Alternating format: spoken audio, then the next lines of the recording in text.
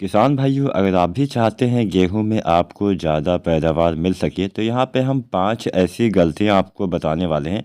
अगर आप ये 5 गलतियां नहीं करेंगे तो आप भी गेहूं में बहुत ही ज़्यादा पैदावार ले पाएंगे। हमारे ऐसे बहुत सारे किसान भाई हैं जो गेहूं में काफ़ी बम्पर पैदावार लेते हैं, काफ़ी बम्पर उत्पादन लेते हैं। वहीं बहुत सारे ऐसे भी किसान भाई हैं जो गेहूँ की खेती तो करते हैं लेकिन उन्हें ज़्यादा पैदावार नहीं मिल पाती है। तो ऐसे क्या कारण है, ऐसे हम कौन सी गलतियाँ करते हैं, हम 5 प्रमुख गलतियों के बारे में आज की वीडियो में आपको बताएंगे। अगर आप ये 5 बातों में सुधार कर लेते हैं तो आप भी किसान साथियों गेहूं में अच्छी और ज़्यादा पैदावार ले पाएंगे। नमस्कार किसान साथियों, एसआरजे खेती चैनल पे आप सभी का स्वागत है। अगर आप सभी चैनल पे नए हैं या फिर पुराने हैं लेकिन अभी तक आपने एसआरजे खेती चैनल को सब्सक्राइब नहीं किया है तो सबसे पहले चैनल को सब्सक्राइब करें। कोई भी आपका सवाल या सुझाव हो नीचे कमेंट अवश्य करें, साथ में वीडियो को लाइक शेयर भी करें। चलिए वीडियो स्टार्ट करते हैं। तो यहाँ पे जो हम 5 गलतियाँ आपको बताने वाले हैं, ऐसा नहीं कि आप सभी ये सारे किसान साथी ऐसा करते हैं, लेकिन ऐसे बहुत सारे किसान भाई हैं जो ये गलतियाँ कर ही देते हैं, भले ही वो ना चाह के भी ये गलतियाँ कर देते हों। तो चलिए जानते हैं वो 5 गलतियाँ हम कौन कौन सी करते हैं। सबसे पहले किसान साथियों गलती आप ये करते हैं कि गेहूँ की फसल में पर्याप्त मात्रा में खादों का इस्तेमाल आप नहीं कर पाते हैं, या फिर करते भी हैं तो सही समय पर आप खादों का इस्तेमाल नहीं कर पाते हैं। आप डालते भी हैं, अपना पैसा भी लगाते हैं, लेकिन सही समय पे ना डालने की वजह से भी आप अपना पैसा भी बर्बाद करते हैं, उत्पादन में भी कोई ज़्यादा विशेष फ़र्क आपको नहीं मिलता है।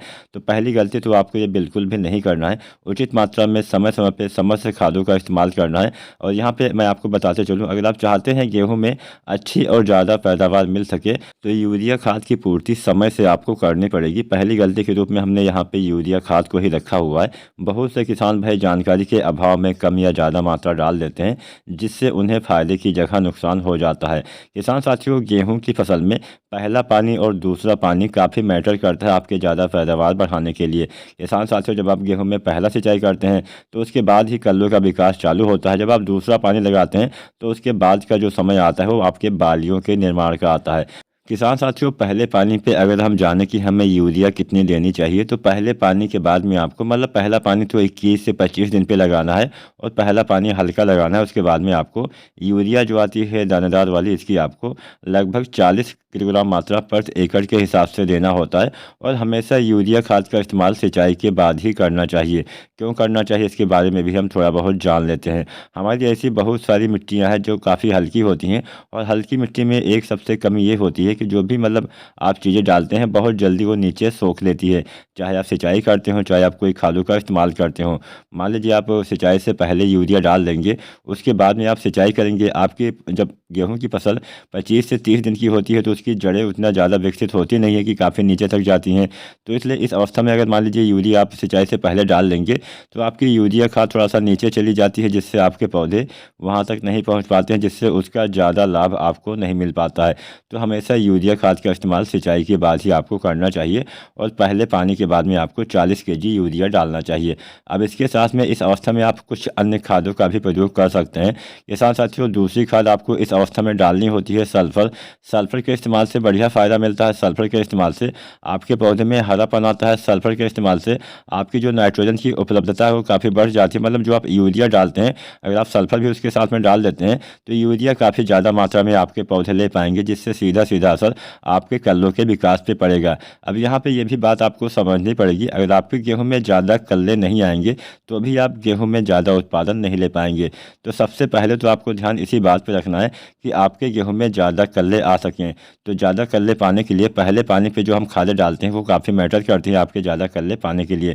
तो यहाँ पे सल्फर जो आता है 90% वाला, इसकी यहाँ पे आपको 3 से लेकर 4 किलोग्राम मात्रा प्रति एकड़ के हिसाब से किसान साथियों पहले पानी पे डालने से बढ़िया लाभ देखा गया है।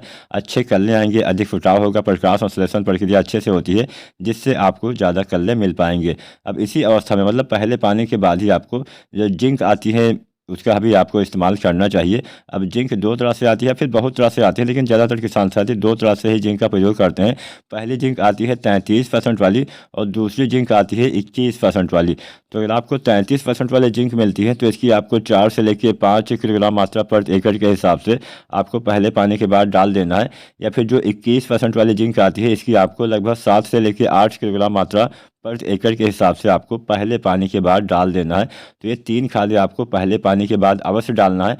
बढ़िया लाभ मिलेगा, अच्छे कल्ले आएंगे, अधिक हरियाली आएगी, आपके पौधे में हरापन बना रहेगा, जिससे आपको ज़्यादा कल्ले मिल सकेंगे। तो यूरिया के साथ में जिंक और सल्फर भी किसान साथियों आपको अवश्य डालना चाहिए। अब दूसरी गलती किसान साथी ये भी कर देते हैं कि आप यूरिया तो डालते हैं लेकिन पोटाश का इस्तेमाल नहीं करते हैं। हमारे यहाँ पे भी हम बहुत सारे लोगों को ऐसा देखते हैं जो अपने गेहूं में कभी भी पोटाश डालते ही नहीं है।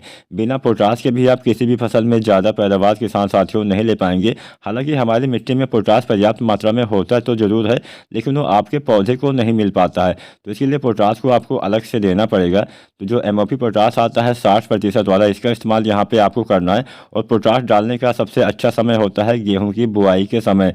जब आप गेहूं की बुआई करते हैं उसी समय आपको पोटाश की समस्त मात्रा डाल देनी है। तो दूसरी गलती होगी कि आप पोटाश नहीं डालते हैं। बिना पोटाश के आपके तने मजबूत नहीं रहेंगे। बिना पोटाश के आपके पौधे में रोग प्रतिरोधी क्षमता अच्छी नहीं रहेगी, जिससे आपके फसल में जल्दी रोग, जल्दी बीमारियों का अटैक हो जाएगा। अगर आप पोटाश नहीं डालते हैं, दाने, बीज, फल का विकास नहीं हो पाएगा, जिससे आपको कम उत्पादन मिलेगा, आपकी बालियाँ छोटी रह जाएंगी, आपके दाने पतले रह जाएंगे, आपकी बालियों की मोटाई नहीं बढ़ पाएगी। तो यहाँ पे पोटाश की भी पूर्ति अवश्य करनी चाहिए। अब जो तीसरे नंबर पे यहाँ पे हमने रखा है वो काफ़ी अहम बात है। तीसरे नंबर पे किसान साथियों हमने रखा है समय पे सिंचाई। अब गेहूं की फसल में अगर आप समय से सिंचाई भी नहीं करते हैं तो भी उत्पादन में बहुत ज़्यादा कमी रह जाती है। बहुत सारे किसान भाई, या फिर मैं इतना मान के चलता हूं कि लगभग 70 से 80% किसान साथी सिंचाई के ऊपर ज़्यादा ध्यान ही नहीं दे पाते हैं। सिंचाई पर आपको विशेष सावधानी बरतनी होती है। ना तो बहुत कम सिंचाई करनी है, ना ही बहुत ज़्यादा सिंचाई करनी है। किसान साथियों, अगर आप गेहूं में कम पानी लगाते हैं, कम सिंचाई करते हैं या फिर समय से सिंचाई नहीं करते हैं तो पौधे की बढ़वार नहीं हो पाती है, बालियाँ छोटी रह जाती हैं, आपके पौधे काफ़ी कमज़ोर रह जाते हैं। अगर आप ज़्यादा पानी लगा देते हैं तो पत्ते पीले हो जाते हैं, आपका पौधा तनाव में चला जाता है, बढ़वार एकदम से रुक जाती है। हालांकि कम पानी से ज़्यादा नुकसान ज़्यादा पानी लगाने से होता है, इस बात का भी आपको ध्यान रखना है। तो अगर हम जानें कब कब आपको सिंचाई करनी होती है, तो वैसे तो बहुत सारी अवस्थाएँ होती हैं, लेकिन 2-3 ऐसी अवस्थाएँ होती हैं, इन अवस्थाओं में आपको अवश्य सिंचाई करनी चाहिए। पहली अवस्था को हम बोलते हैं जड़ के विकास वाली अवस्था, क्राउन स्टेज बोलते हैं जड़ों के विकास वाली अवस्था, और ये अवस्था 21 से 25 दिन के बीच में आती है। तो जब आपकी गेहूं की बुआई के 21 से 25 दिन हो जाए तब आपको गेहूं में पहला पानी लगा देना चाहिए। पहले पानी में आपको देरी नहीं करनी चाहिए। बाई चांस नमी है तो 2-4 दिन आप आगे भी समय टाल सकते हैं, लेकिन इससे ज़्यादा आप समय मत लीजिएगा। पहला पानी 25 दिन के अंदर आपको अवश्य लगा देना है। और पहला पानी लगाते समय एक सावधानी ये बरतनी है कि पहला पानी कभी भी बहुत ज़्यादा मात्रा में मत लगाइएगा। अगर आप ज़्यादा मात्रा में पहला सिंचाई कर देंगे तो क्या होता है कि पत्तों में पीलापन आ जाता है। पीलापन की वजह से आपकी फसल में अच्छी ग्रोथ नहीं हो पाती है, जड़ों पे काफ़ी तनाव जाता है। ज़्यादा पानी की वजह से जड़ें सही से फैल नहीं पाती हैं, विकसित नहीं हो पाती हैं, क्योंकि ये गेहूँ की फसल है, धान की फसल तो है नहीं कि यहाँ धान में तो पानी की ज़्यादा आवश्यकता पड़ती है लेकिन गेहूँ में ज़्यादा आवश्यकता नहीं पड़ती है। तो इसलिए आपको पहला पानी हल्का लगाना होता है। इसके बाद में हम कल्ले निकलते समय फिर से पानी लगाते हैं। मतलब पहला पानी अगर आपने 21 से 25 दिन पे लगाया है तो फिर से दोबारा से आप लगभग 20 दिन के बाद या फिर 25 दिन के बाद आप दूसरा पानी लगाते हैं। इसके बाद इसी नियम के अनुसार लगभग 15-20 दिन के बाद, मान लीजिए आपकी मिट्टी थोड़ा सा भारी है, मतलब जहाँ पे थोड़ा सा कम पानी सोखता है, जहाँ पे नमी बहुत देर तक बनी रहती है, वहाँ पे आप जो पानी का अंतराल है उसमें समय आप बढ़ोतरी कर सकते हैं। और जहाँ की मिट्टी थोड़ा सा हल्की होती है वहाँ पे आपको हल्की हल्की समय समय पर सिंचाई करते रहना होता है। मतलब अपने खेत के हिसाब से आपको सिंचाई करना है। ऐसा नहीं कि मैं बोल रहा हूँ कि आपको 30 दिन, 40 दिन, 50 दिन पे पानी लगाना है तभी आप लगाइए। खेत में जाइए, देखिए नमी है तो मत लगाइए। अगर खेत में नमी नहीं है तो आपको सिंचाई कर देनी चाहिए। कई बार बरसात भी हो जाती है तो हमें वहाँ पे पानी नहीं लगाना होता है। तो मतलब सिंचाई पे ध्यान देना होता है। और इसके साथ साथ जब आपकी गेहूं की फसल गबोट अवस्था में चली जाती है, मतलब जब बालियाँ तने के अंदर बनना चालू हो जाती हैं, उस अवस्था से लेकर जब तक दाने का भराव सही से नहीं हो पाता है, इस अवस्था में सबसे ज़्यादा पानी की आवश्यकता आपके गेहूँ के पौधे को होती है। मतलब जब बालियाँ बनती हैं, जब फूल आते हैं, जब दाने भरते हैं, इस समय सबसे ज़्यादा आवश्यकता पौधे को पानी की पड़ती है। तो इस समय सिंचाई में मत चूकिएगा, सिंचाई समय से करते रहना चाहिए। इसके बाद में समय पे बुआई, नंबर 4 पे हमने रखा है समय पे बुआई। समय पे बुआई भी काफ़ी मैटर करती है ज़्यादा उत्पादन लेने के लिए। अगर आप समय से बुआई करते हैं तो क्या होता है कि आपके पौधे में समय से कल्ले आ जाते हैं, समय से सारी चीज़ें होती है। मतलब समय से बुआई करेंगे तभी ज़्यादा कल्ले आएंगे, इस बात का भी आपको ध्यान रखना है।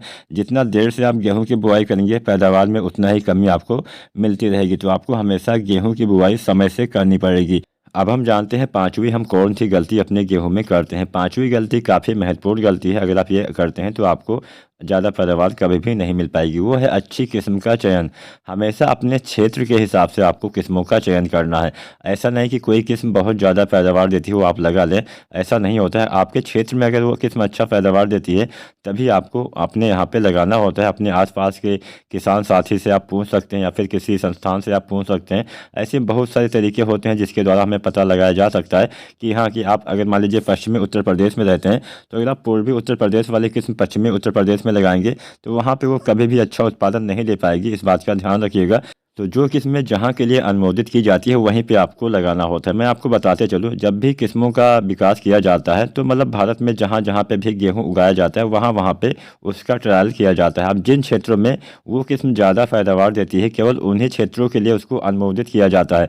मतलब भारत के उन तमाम हिस्सों में गेहूँ लगाया जाता है। मान लीजिए कोई नया बीज जब तैयार होता है तो समस्त ऐसे क्षेत्र जहाँ पे गेहूँ की फसल ली जा सकती है वहाँ पे वो गेहूँ का बीज लगाया जाएगा। अब जहाँ पे वो ज़्यादा पैदावार देता है, जिस कंडीशन के हिसाब से वो ज़्यादा पैदावार देता है, केवल उन्हीं क्षेत्रों के लिए उस किस्म का विकास किया जाता है। बाकी जहाँ पे कम पैदावार देता है वहाँ पे वो किस्म की अनुमोदित वहाँ के लिए नहीं किया जाता। तो इस बात का ध्यान रखिएगा, जो किस्में जहाँ के लिए बताई जाती है उसी किस्म का आपको चयन करना होता है और हमेशा अच्छी क्वालिटी के बीज आपको लेना है, कोई धोखाधड़ी में नहीं फंसना है। इसके साथ साथ जब भी आप बीज का चयन करें तो बीज को आपको उपचारित करना चाहिए। उपचारित करने के बाद ही आपको बीज की बुआई करनी चाहिए। तो अगर आप इन छोटी छोटी बातों पे ध्यान देंगे तभी आप गेहूं में अच्छी पैदावार ले पाएंगे। इसके साथ साथ समय समय पे कुछ एनपीके खाद है जिसका आप इस्तेमाल कर सकते हैं, जिससे अच्छी बढ़ोतरी देखी गई है। पहला एनपीके आपको डालना है गेहूं की बुआई के 30 से 35 दिन की अवस्था में, तब आपको डालना है एनपीके 19-19-19। दूसरा एनपीके आपको डालना होता है गबूर अवस्था में 0-52-34। केवल ये 2 एनपीके डाल के भी आप गेहूँ में अच्छी पैदावार ले पाएंगे। और जब आप गेहूँ में गबूर अवस्था में बालियाँ आने से पहले आप एनपीके 0-32-34 डालते हैं, उस अवस्था में अगर आप बोरोन खाद का इस्तेमाल कर देते हैं, जो बोरोन आता है 20% वाला, इसकी 100 ग्राम मात्रा अगर आप स्प्रे विधि से डाल देते हैं तो काफ़ी बढ़िया फ़ायदा मिलता है। पोलिनेशन सही से होता है, परागण सही से होता है, जिससे बीज दाने का विकास सही ढंग से हो पाता है। और जो आप एनपीके डालेंगे इसकी आपको 1 से लेकर 1.5 किलोग्राम मात्रा प्रति एकड़ के हिसाब से प्रयोग करना होता है। उम्मीद करते हैं आज की वीडियो आपको पसंद आई होगी। पसंद आई हो तो लाइक करें, चैनल पर नए या पुराने हैं तो सब्सक्राइब कर लें। धन्यवाद।